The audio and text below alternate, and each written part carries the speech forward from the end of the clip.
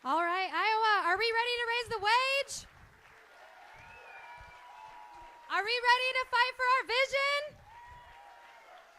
Are we ready for an economy that works for all of us and not just for a few of us?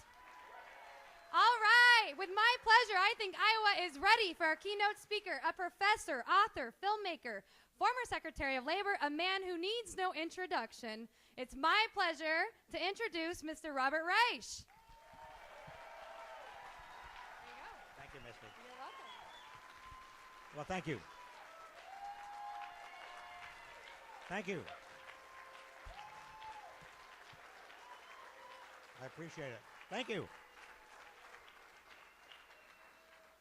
Oh, it's so nice to be in Iowa with progressives, with believers, with people who understand what has to be done. So why am I here to tell you what you already know? That's what I don't know. Whenever I'm in a room where people nod in agreement, I say, I'm not in the right room. I ought to be at the Republican dinner tonight, you know?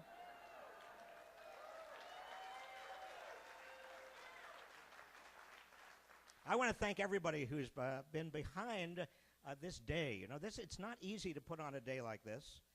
And there are a lot of organizers and people. And every time I say to somebody who I know participated, I say, thank you. And they say, oh, I'm just one of many, many people, which makes me understand why it is so successful. When people don't take the credit, when they say, oh, I'm only one of just many people, I know that it is the kind of organization that works. As you can see, the economy has worn me down.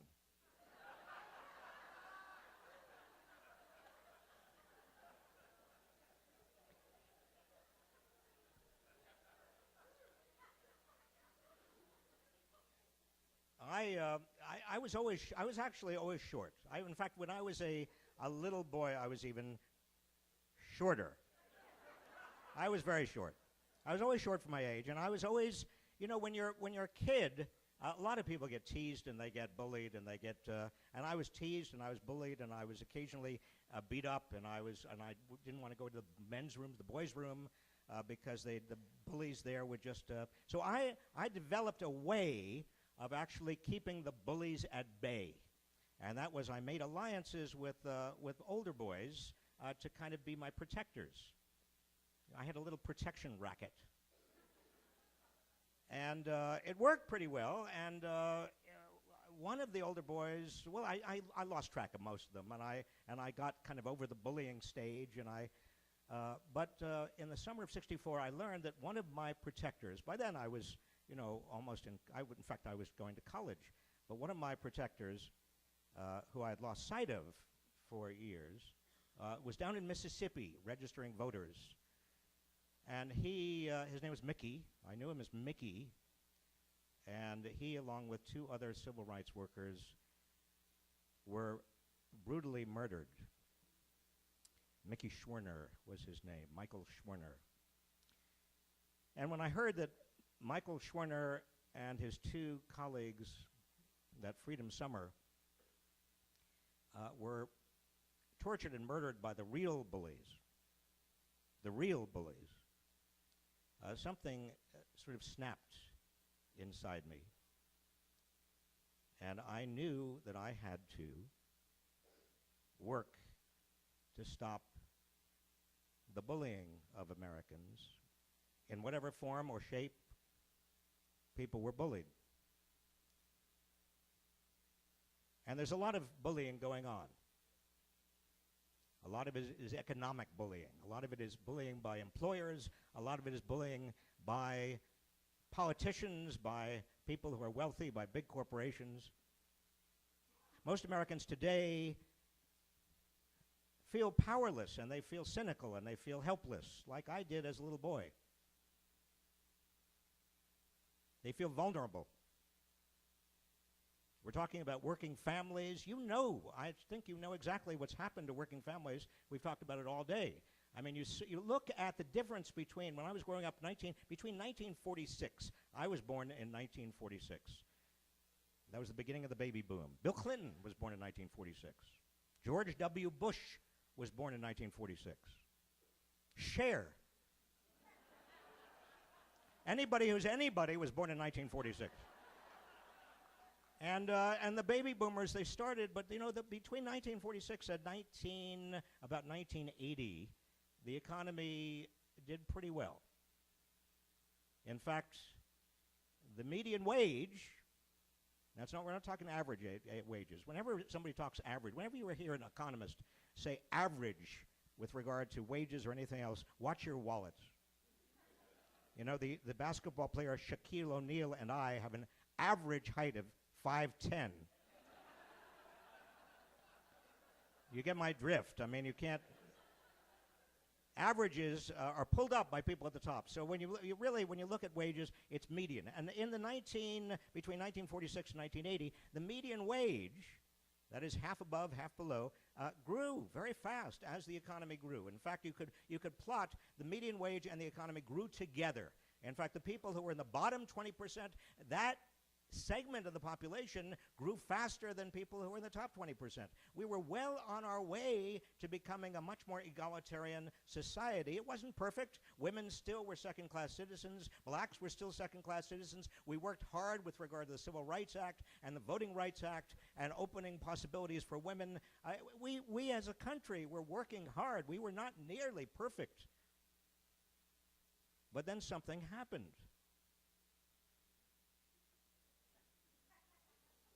Class. Well, some of you say Ronald Reagan, and I think you are right. I can't pull this. I'm going to have to. You see, I like to walk around when I'm talking. So, yeah, I mean, certainly it was around the time of Ronald Reagan. But if you look closely and compare 1946 to the period 1946 to 1980 with what's happened over the last 35 years. The last 35 years, not only have wages not risen with economic growth, but they've flattened. The median wage has flattened. The economy is almost twice as large as it was in 1980. But where did all of the money go?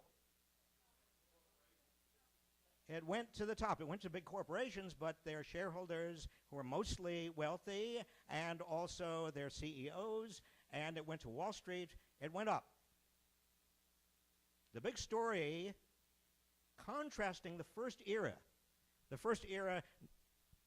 of 1946 to 1980 with the second era, 1980 to today, the big difference is wages. Middle class, working class wages. And of course, it also means that the poor could not, in this new second era, really move into the middle class because the middle class started to stagnate and shrink. You can't move into a middle class that is shrinking. It's harder. It's harder to do. There are fewer places to move into. People are scared. They're going to be less generous. Now, what formula did we understand between 1946 and 1980 that we forgot? What's the collective amnesia that enables us to forget what happened between 1946 and 1980 so that we don't even know, we don't even remember what we did right? People ask me, what country should we emulate? I say we should emulate America. When we created the largest middle class the world had ever seen, when we had upward mobility, when we were on the road to equal opportunity. Well, one thing we did is we invested substantially in education, in public education, in good K through 12, in higher education. We invested in infrastructure. We paid teachers more. We actually understood that our future depended on public investments, and we made them. We made them.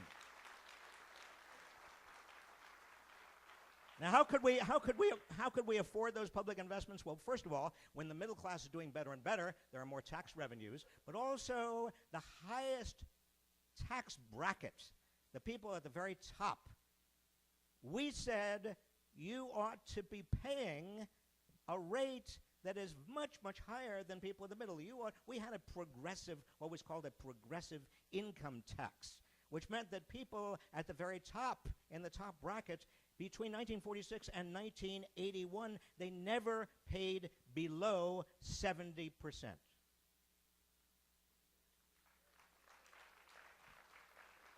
And under Dwight David Eisenhower, who, remember, was a Republican, the marginal income tax on the top incomes was 91%. Can you imagine today arguing for a 91% tax on the top income? But what that did, when you had a middle class that was growing and you had enough tax revenues coming from the middle class, and you had people at the top who were paying that kind of a marginal tax at the very top, you had revenues, and you could take the revenues and you could actually rebuild the country. You could invest it in infrastructure and in education and in basic research and development. You could grow the country and grow the middle class. We also had element number 3. We had strong labor unions. Now it was not controversial, at least not after the Treaty of Detroit, 1950. We had strong labor unions, and those labor unions lifted the middle class. By 1955, 35% of the private sector workers of America, 35%, over a third of every private sector worker in America were unionized. And when you have that many people unionized, those unionized contracts with regard to wages and working conditions, they actually affected the non-unionized sector, because the non-unionized workers and their employers thought, well, you know, if we don't do the same thing, those employers said, we're going to be unionized next. So they set the prevailing wages across America.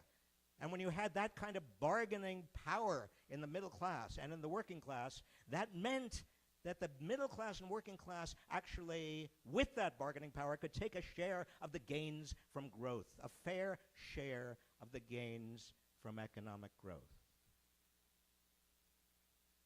And finally, we had a fourth very important element, which was Wall Street was boring. Finance was boring. I remember in the 50s, people joked about how boring. If you wanted to do anything in America, the last place you thought about going to was Wall Street.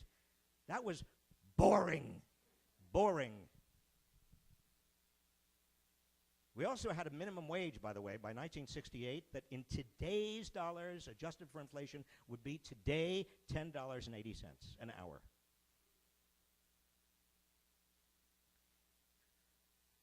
What happened? We reversed course. We did a giant U-turn. We didn't even know we were doing it. Well, Ronald Reagan is part of it, but Ronald Reagan is just a piece of it. We did it in many ways. We didn't even know we were doing it. We gradually disinvested in education and infrastructure as a percentage of our national economy. We reduced taxes dramatically. The middle class wages stagnated, unions declined, Wall Street started to run the economy. And other things like the minimum wage started to drop. In other words, the inequality we are now seeing and experiencing, and we've experienced this for 30 years, the stagnant wages that we've experienced for 30 years, are a choice we made. We being who? Well, the question is, who's we? Who actually made this choice? How did it happen? Because, if we want to really change direction, we got to understand how it happened. How did it happen? Voters? What? You're all talking at the same time. I have no idea what you're saying.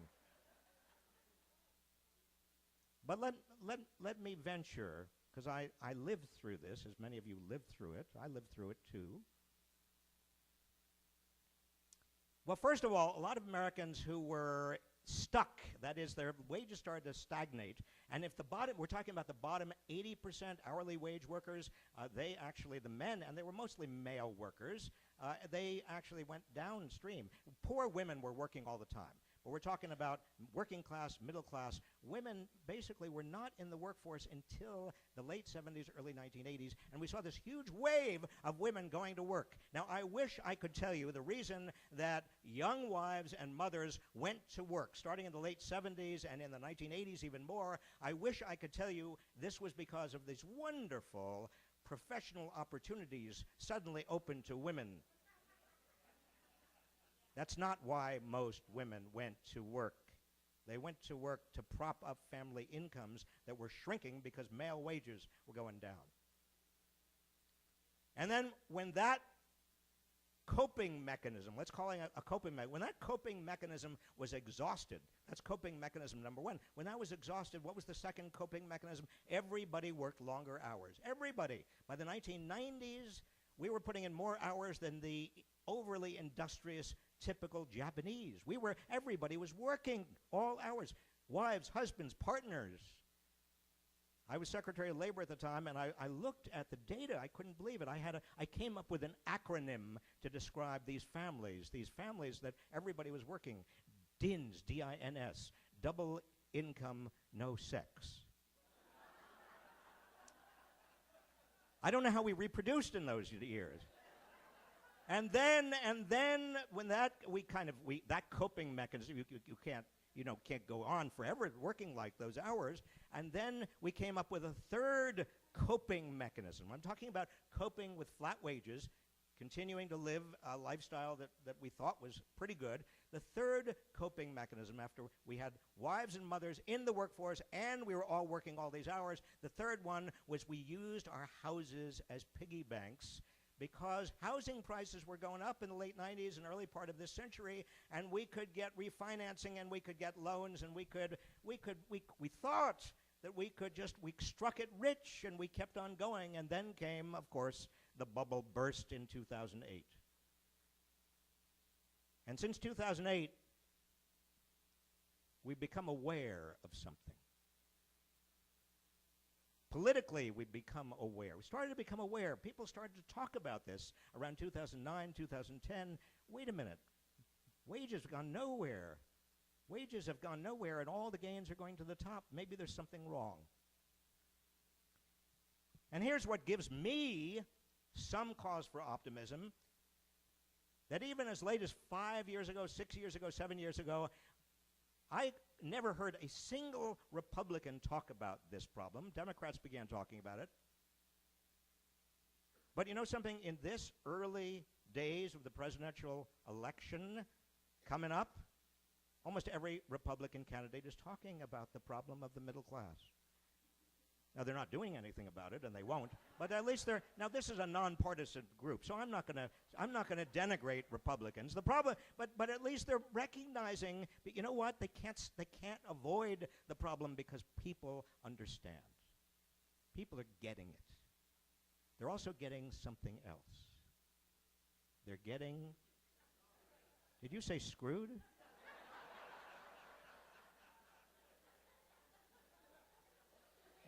Restrain yourselves, please. I was almost going to say that. I was going to say that they're also getting wind of the fact that the economy, the system, has been rigged. They've rigged. They rigged it.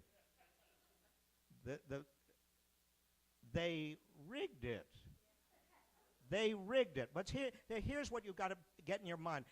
I want to connect the dots, because as you've got more and more of the economic, income and wealth going to the top, a piece of that income and wealth going to the top is being used and has been used for 30 years to finance politics. And that political financing is not for nothing. That is to rig the rules of the game. It's not only to rig the rules of the game, but it's also for the purposes of propaganda. One piece of propaganda you've heard about, and it started under Reagan big time. It didn't start, we've had it for years, but one big piece of propaganda is that there's something called a free market out there.